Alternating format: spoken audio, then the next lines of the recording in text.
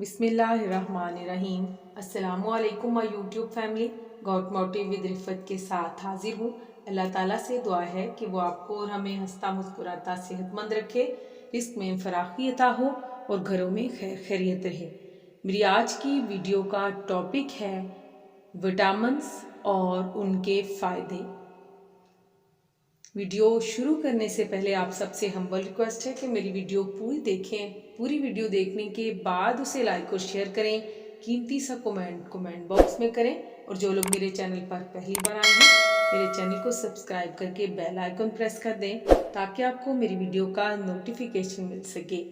तो चलते हैं वीडियो की जानिब।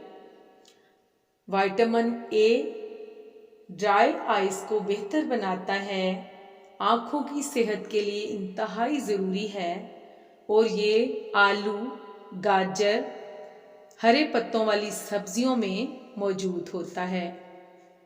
विटामिन B1 आसाबी निज़ाम को बेहतर बनाता है। काली फलियाँ, सूरजमुखी के बीज और दालों में वाफर मिकदार में पाया जाता है। विटामिन B2 जिस्म में चर्बी, प्रोटीन और कार्बोहाइड्रेट्स को तोड़ने में मदद करता है और ये गोश्त, दूध, हरी सब्जियों और अनाज में वाफर मिकदार में मौजूद होता है। विटामिन B3 ये सेहतमंद असाबी निज़ाम को बरकरार रखने में मदद देता है और हाजमा को बेहतर बनाता है।